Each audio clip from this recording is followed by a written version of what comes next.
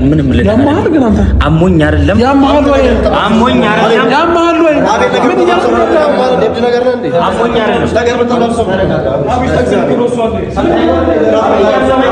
እኔ ስለማስብልህ ብቻ ማትከበር አይመለከትም አብረሽ ይኸውልህ ሰምተኛ ተረጋጋ ማትከበር እንድትሆን አልፈልግም እኮ እሺ ምን አድርገህ ነው ከዚህ በፊት ብዙ ነገር አድርገናል ለአንተ ፍቅር አንተም ብዙ መስዋዕትነት ከፍላል ስለዚህ ማትከበርበት ቦታ እንድትሆን አልፈልግም ይኸውልህ ተረጋጋና ይሄ ነገር መጀመሪያም አንተ ታውቅ ነበር ሲጀምር አዲስ ሆነብን ወዶ መለየት ክፉ ትካዜ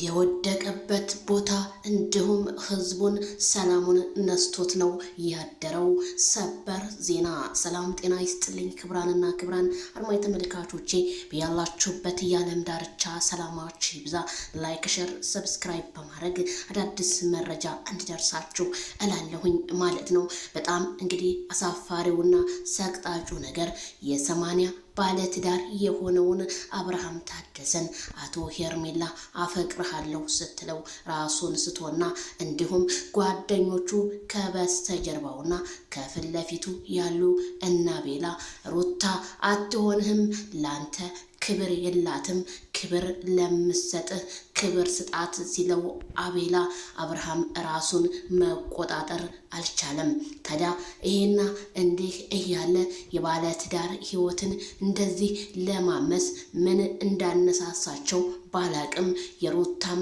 እኔ አልፈልግህም እያለች ጧት ማታ እየደጋገመች ሪስፔክት የላትም በማለት ከጎኑ ያሉት ጓደኞቹ ለበሽታ እንደጣሉትና ሆስፒታል ውስጥ በአሁን ደረጃ ላይ እንደሚገኝ የካሜራማኔ ሹክ ብሎኛል ማለት ነው ታዲያ ይህ በእንዲህ እያለ አቤላ ትናንትና ባደረከው ነገር አሁን ነው እኔም ቪዲዮውን በደንብ ያየሁትኝ እንኳን መሰደብ አይደለም መገረፍ አለብህ ስለ ከዚሁ እኔውህትህ እነግርሃለሁ ምክንያቱም እንዴት አብርሃምን እንደዚህ ያለ ህይወት ውስጥ እንዲገባ እንዴት ትገፋፋዋለህ ሩታም እውነቴን ነው የምላችሁ ያው ሲከፋት ከተለያዩ ሴቶች ጋር ሲመጣ ስሜት ነውና ለምን አብረህ ከሌላ ሴት ጋር ትመጣለህ ማለቷ መቼም ይሄ ነውር አይደለም ባህል ነው ወግ ነው ባሏ ነው የ80 ባሏ ነው መከበር አለበት እላለሁኝ ታዲያ አብርሃም ታደሰ ይሄንን ጭቅጭቅ ይሄንን ንትርክ መቋቋም ያቃተው የቡታጅራ ሴቶች እንዳለ የመጡ አፈቅርሃለሁኝ እወድሃለሁኝ እያሉ አማራጭ መምረጥም አማራጭም ሲያጣ በጣም ራሱን አቅቶታል እንዲሁም አብርሃም ለ3 አመት ሙሉ ሴቶች በዙሪያው እየዞሩና እየከበቡ አብርሃም አንተን ወደንሃል ያላንተ ህይወት የለንም ያላንተ መቀመጫ የለንም ያላንተ መሄጃ የለንም ሲሉት ልጁ ሐሳብ ውስጥ እየከተቱት እንደሆነ ነው የሚያሳየው ይሄው እንግዲህ ትናንትና ከትናንትና ወዳ ሙሽራ እንዲሁም የልጅ አባት የሆነው አብርሃም ታደሰ ልጁን እንኳን በስነ ስርዓት ሳያየው በስነ ስርዓት እንኳን የልጁን ሽታ ሳይጠግብ ዛሬ በሆስፒታል ውስጥ መገኘቱ የሚዲያው ድምቀት ለኛም ራሱ አሳዛኝ ነገር ነው የሆነብኝ እኔ ታዲያ በጣም አብርሃም ታደሰ ተወዳጅ መሆኑን ያየ ነው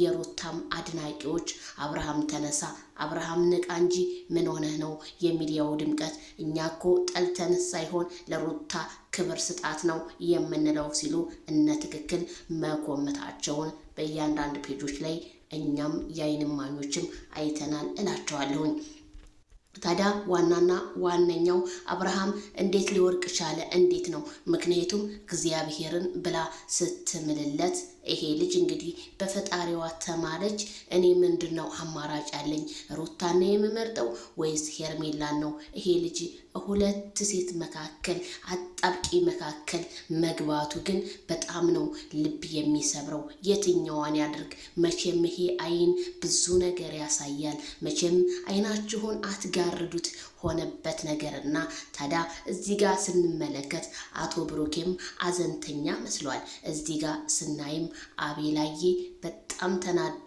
እንዴት ሄርሜላን አትቀበላትም ይላል። እኔ የገረመኝ የቦቻ በር ላይ ቆሞ ለቅሶ ደራሽ ሰው እኮ ነው የሚመስለው። እስኪ መቼም ጉራ አይደለ ያንን እጅህን ጡንቻህን የምታሳየውን እስኪ አንደኛውን እንኳን በቦክስ በለው። እዚህ ጋም ስናይ አቶ ኪያ እያጨበጨበ እናያለን። መቼም አጨብጫቢ ሰው እኮ ከጎናችሁ አይጥፋ ነው የምንለው። ይሄ ሁሉ አንድ እንኳን እጁን እንደዛ ሲንዘላዘል እንዴት ሰው ከፍ አያረግም? እንዴት ለኦዲየንስ እንኳን ክብር የላችሁም? እንዴት አሸፉኑትም?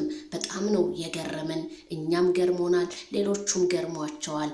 ግን ይሄንን ቪዲዮ እንዴት ነው እነጋሽዬ እነትዬ ይሄንን ቪዲዮ ሲያው ግን ምን ተሰማቸው? የሚዲያ ሰው ዛሬ ሰላሙን ነው ያደረው። በቲክቶክ እና በሶሻል ሚዲያ ያሉ የአብርሃም አድናቂዎች ከራሴ ጀምሮ በጣም ነው የገረመን፣ በጣም ነው ያዘነው። እንዴት ይደፈራል?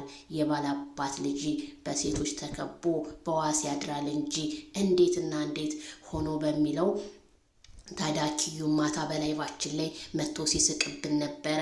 የኛ እንባ የኛ መጨነቅ ለቡታጅራ ዩቲዩበሮች ግን ፍርዱን ይስጥ ብለናል። እንዴትና እንዴት ሊሆን ቻለ? የሆስፒታሉ ነገር ግን ምንም ሆስፒታል እንዳለ እንጂ ይንቃ ምንም የደረሰኝ መረጃ የለም። ሆስፒታል ነኝ ብሎ ነው ሌሊቱ ላይ የጻፈልኝ ካሜራማኔ። እንግዲህ እስኪ ከቀኑ ላይ ምን እንደምንሰማ ደግሞ ወደ እናንተ አመጣላችኋለሁኝ። የአብርሃም ነገር ግን በጣም አሳሳቢ ሆኗል። ምክንያቱም የወደቀበት ቦታ ራሱን መቶት ይሆን ወይ ግንባሩን መቶት ይሆን ወይ እንዴት ሆኖ ይሆን የሚለው ለኔም አሳሳቢ ነው።